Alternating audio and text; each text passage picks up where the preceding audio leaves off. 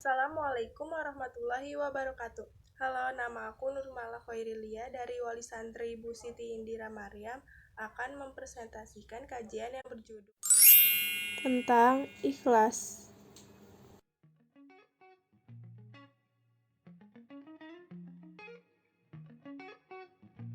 Apa itu ikhlas? Secara bahasa, ikhlas artinya membersihkan, bersih, jernih, suci dari campuran dan pencemaran, baik berupa materi ataupun imateri. Dan dalam istilah, ikhlas berarti membersihkan hati supaya menuju kepada Allah semata. Dengan kata lain, dalam beribadah, hati tidak boleh menuju kepada selain Allah.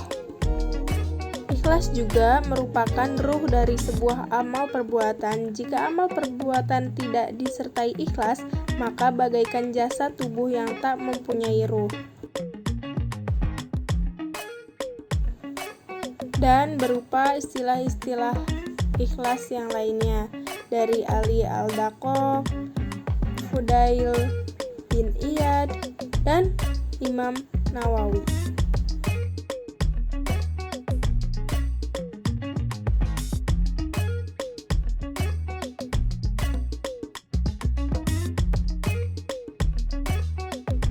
Selanjutnya ada ciri-ciri ikhlas. Ciri-ciri ikhlas itu seperti tidak suka dipuji, tidak berambisi menjadi pemimpin, mendengarkan nasihat, melupakan amal baik, menganggap sama pujian dan hinaan, dan melupakan hak amal baiknya.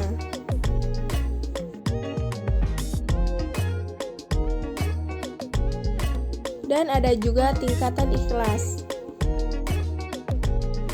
Para ulama tasawuf membagi akhlak ini dalam 3 tingkatan, yaitu yang pertama ada ikhlas awam, yaitu dalam beribadah kepada Allah karena dilandasi perasaan rasa takut terhadap siksa Allah dan masih mengharapkan pahala duniawi, seperti seseorang yang melakukan sholat duha supaya dia mendapatkan pahala dan juga dimudahkan rezekinya.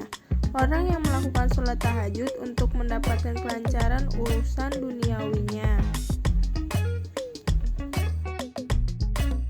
Yang kedua ada ikhlas hawas.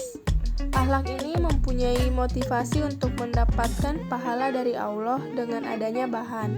Misal, ini orang yang melakukan amal perbuatan akan mendapatkan sesuatu dari Allah di akhirat kelak, seperti tersiksa dari api neraka ataupun masuk surganya Allah. Yang ketiga ada ikhlas akhwas al-hawas. Ikhlas ini merupakan bentuk pengabdian dari seorang hamba kepada Tuhan ya, disertai dengan kesadaran penuh bahwa seorang hamba sudah seharusnya mengabdi kepada Allah dengan cara melakukan perbuatan-perbuatan menuju ridho Allah yang sebenar-benarnya. Imam Al-Ghazali mengatakan, halakan nasu kulluhum ilal ulama, wa halakal ulama kulluhum ilal amilin, wa halakal amiluna kulluhum ilal mukhlisin, wa mukhlisuna ala khadri azim. Sebagaimana artinya adalah, setiap manusia akan binasa kecuali orang yang berilmu, dan orang yang berilmu akan binasa kecuali yang beramal dengan ilmunya, dan orang yang beramal juga binasa kecuali mukhlis dalam amalnya. Akan tetapi orang yang ikhlas juga tetap harus waspada dan berhati-hati dalam beramal.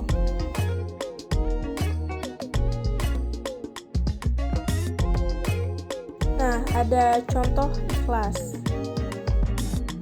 Yang pertama itu, ketika ada orang yang terkena bencana, kita membantunya tanpa memamerkan bantuan kita kepada orang banyak dan tanpa mengharap imbalan darinya.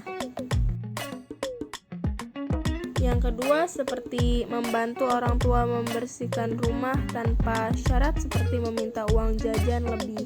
Yang ketiga, ketika ada masjid yang membutuhkan dana, kita ikhlas membantu masjid tersebut dengan mengeluarkan uang kita tanpa meminta imbalan dalam bentuk apapun.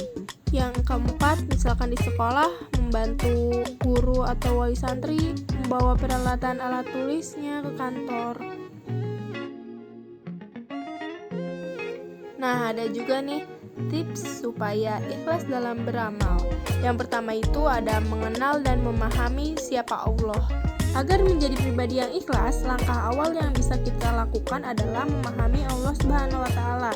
Dasar mengenal Allah adalah dengan memahami Aqidatul Khamsin, 50 akidah, di mana di dalamnya diuraikan tentang 20 sifat wajib bagi Allah yang merupakan hasil istiqoroh telaah pada ulama yang soleh yang mengikuti 4 imam mazhab yang bersumber dari Al-Quran dan As-Sunnah.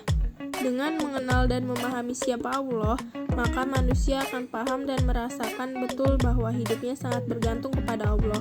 Keikhlasan pun akan muncul, bahkan akan timbul rasa syukur yang tiada henti. Inilah langkah awal untuk bisa mengamalkan sikap ikhlas dalam kehidupan sehari-hari.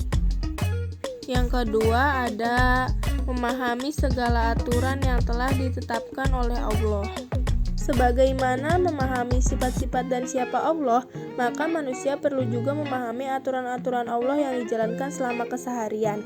Sebab manusia yang tidak memahami aturan-aturan Allah, mereka akan cenderung malas atau tidak lurus niatnya dalam menjalankan aturan Allah. Selain itu, ada juga memahami aturan Allah bisa dengan memahami rukun Islam, rukun iman, fungsi iman kepada kitab Allah, fungsi iman kepada Allah, serta mengetahui fungsi Al-Quran bagi umat manusia. Sebagaimana yang telah dikatakan oleh Al-Ghazali, tidak sah ibadah seorang hamba kecuali setelah mengenal Allah yang wajib disembah. 3. Mendudukan setiap masalah secara adil dan seimbang. Nah, selain dua hal di atas, maka manusia hendaknya dapat mendudukan dan memahami segala masalah dengan adil dan seimbang. Hal ini dilakukan dengan senantiasa objektif, seimbang, melihat dari berbagai sudut pandang dan persepsi dalam setiap masalah. Buat manusia selalu mengeluh atau tertutup jalan hidupnya. Dengan melihat segala masalah secara adil dan seimbang, maka manusia akan mudah untuk mengambil hikmah dan kebaikan dari apa yang dialaminya. Maka tidak akan ada keluhan, yang ada adalah keikhlasan. Dengan adanya keikhlasan, maka manusia akan mudah untuk menjalani segala sesuatu dan dengan mudah mendapatkan jalan keluar dari kesulitan yang ada. Agar kita istiqomah dalam ikhlas, kita juga perlu berdoa. Doa agar selalu ikhlas. Bismillahirrahmanirrahim. Allahumma inni a'udzubika an usyrika bika wa ana a'lam wa astaghfiruka lima la a'lam. Yang artinya adalah, Ya Allah, aku memohon perlindungan kepadamu dari perbuatan menyekutukanmu, sementara aku mengetahuinya, dan aku pun memohon ampun terhadap perbuatan syirik yang tidak aku ketahui.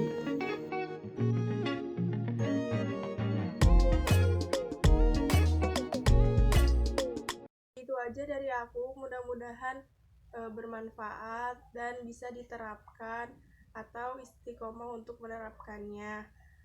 Mohon maaf bila ada kesalahan. Wassalamualaikum warahmatullahi wabarakatuh.